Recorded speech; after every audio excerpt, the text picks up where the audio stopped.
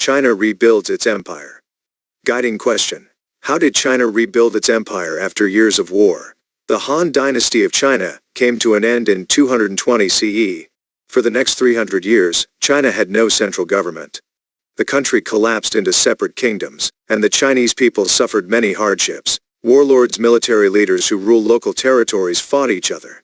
Meanwhile, groups of nomads attacked and captured parts of northern China. While China faced these challenges at home, it lost control of the neighboring lands it had previously conquered. One of these lands was Korea, located on the Korean peninsula to the northeast of China. The people of Korea decided to free themselves from Chinese rule and build their own civilization. This way, China eventually became more unified. In 581 CE, a Chinese general named Wen Di declared himself emperor. He won many battles and set up a new dynasty called the Sui. The Sui dynasty again unified China under the rule of emperors. After Wen Di died, his son Yang Di became emperor. Yang Di wanted to expand China's territory.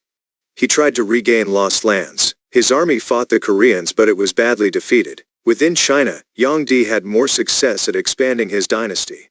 He wanted to bring back the glory of the Han Dynasty. Yang Di repaired the Great Wall, which had fallen into ruins. He also rebuilt the magnificent Han capital city of Chang'an. Yang Di's most ambitious project was building the Grand Canal. This system of waterways, approximately 1,100 miles in length, connected China's two great rivers, the Huanghe and the Changjiang. The two rivers flowed east to west and were connected by the Grand Canal, which was built north to south. The Grand Canal made it easier to ship rice and other products between northern and southern China and united China's economy. To rebuild China, Yang Di required help from the Chinese people. Farmers were forced to work on the Great Wall and the Grand Canal. They had to pay higher taxes to support these projects. Their taxes also paid for the emperor's luxurious way of life, which made the farmers angry. The farmers revolted and Yang Di was killed, bringing an end to the Sui dynasty after less than 40 years. Making connections to today, Three Gorges Dam. Construction of China's Three Gorges Dam began in 1994. Like the Grand Canal, the dam has had an effect on the Chinese economy. The dam controls flooding, produces electricity, and allows goods to be shipped inland. However, to create the dam, many towns were flooded. More than 1 million people lost their homes and farms, and historical and archaeological treasures were lost. The Tang Dynasty in 618 CE, one of Yang Di's generals took over China. He made himself emperor and founded a new dynasty called the Tang.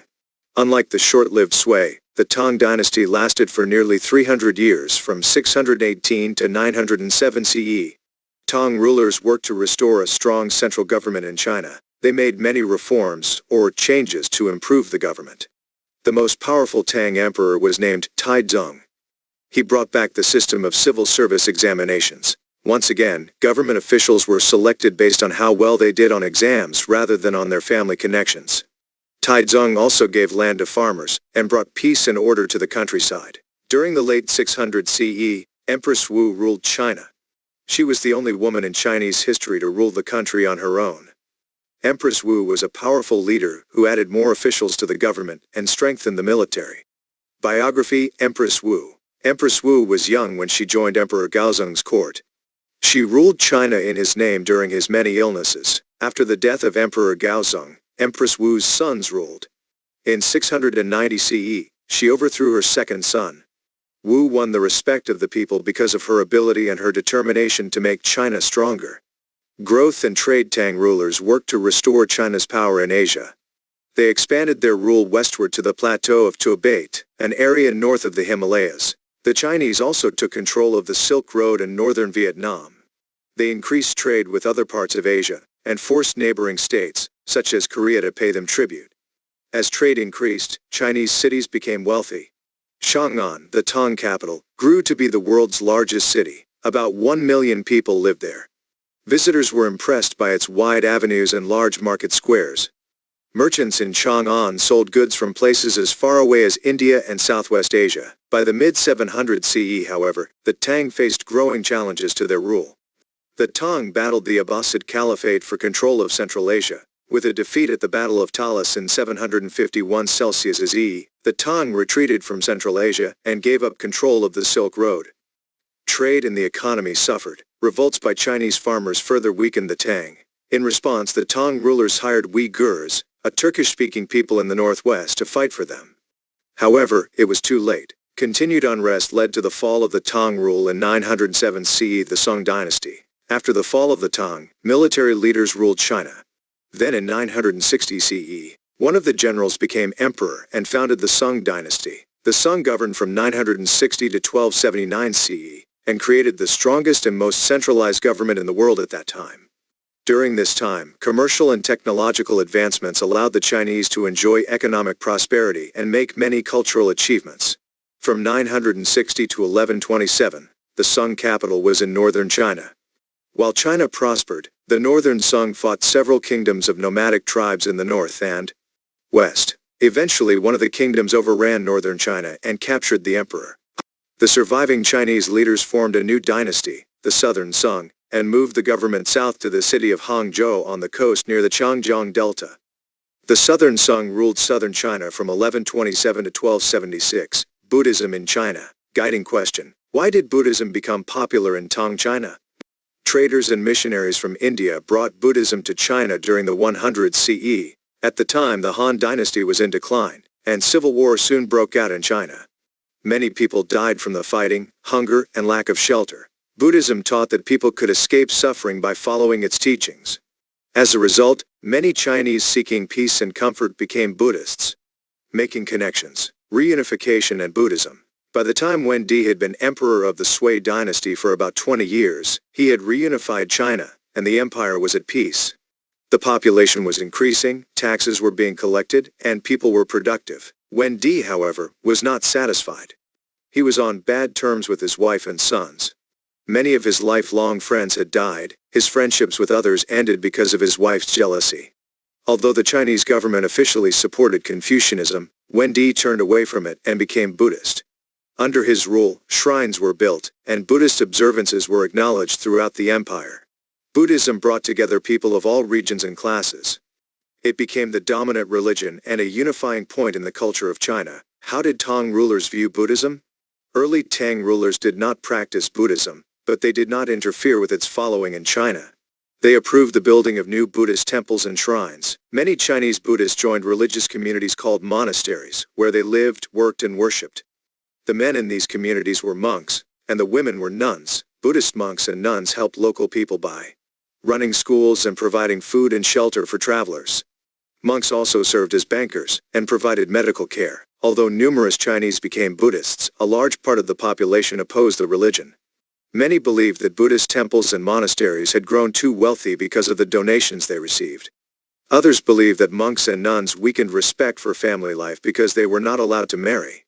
Tang officials feared Buddhism's growing influence. They saw Buddhism as an enemy of China's Confucian traditions. Confucian traditions are customs related to the teachings of Confucius. In 845 CE, the Tang government destroyed many Buddhist monasteries and temples. Buddhism in China never fully recovered from these attacks. Buddhism in Korea broke free of Chinese rule when the Han dynasty fell in 220 CE. For several hundred years afterward, Korea was divided into three distinct kingdoms. In the 300 CE, Chinese Buddhists brought their religion to Korea. About 660 CE, the three Korean kingdoms united to form one country.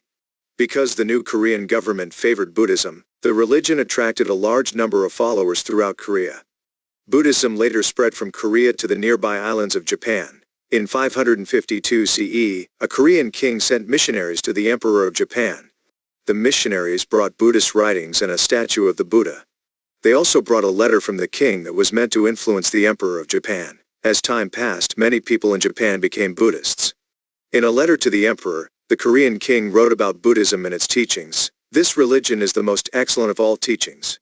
It brings endless and immeasurable countless blessings, even the achieving of supreme enlightenment.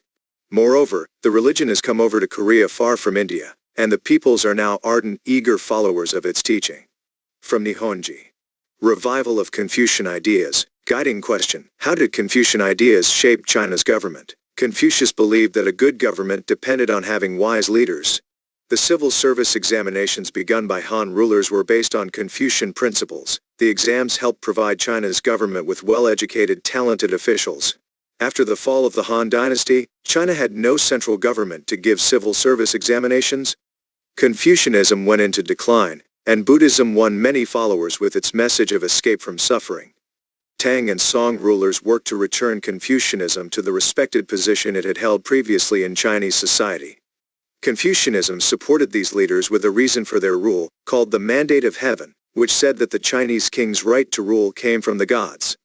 As long as Tang and Song rulers were fair, Confucianism provided order within Chinese society. Neo-Confucianism, the Tang and Song dynasties, backed a new understanding of Confucianism called Neo-Confucianism. One reason this new Confucianism was created was to stop the growing influence of Buddhism. Neo-Confucianism taught that people should be concerned about this world as well as the afterlife. Followers were expected to be active in society and to help others. A Confucian thinker named Han Yu lived from 768 to 824 CE. He encouraged the Chinese to remain faithful to the Confucian teachings of their ancestors. What were the teachings of our ancient kings? Universal love is called humanity. To practice this in the proper manner is called righteousness. To proceed according to these is called the way. The ancestors offered sacrifices to heaven, and the gods came to receive them. What way is this? I say this is what I call the way, and not what the Taoists and the Buddhists called the way. This new form of Confucianism also blended with some Buddhist and Taoist beliefs. Chinese culture was developing and changing at this time. For many Chinese, this blended religion became more than a set of rules for good behavior. It became a religious tradition with beliefs about the spiritual world. Religious thinkers taught that people would find peace of mind if they followed the teachings of Confucius. Neo-Confucianism would face challenges in later eras of China's history. A Chinese scholar named Wang Yangming began a reformation of Neo-Confucianism in the late 1400s. Like the European Christian reformer Martin Luther, Yangming challenged the orthodoxy and overly formal practices common in his time. Yangming had come to see Neo-Confucianism as rigid and snobbish. He argued that common people could live moral lives without a Confucian education and without performing formal ceremonies. The civil service Tang and Song rulers saw Neo-Confucianism and civil service examinations as a way to strengthen the government. They believed that a government run by educated people was less likely to become corrupt or weak. The examinations tested candidates on their knowledge of Confucian writings. Only men were allowed to take the tests, and the examination system favored the rich. Few poor families could pay tutors to help their sons qualify for the tests. Preparing for the tests was difficult. At the age of 4, boys began learning to write the characters of the Chinese language. Later, students had to memorize all the writings of Confucius.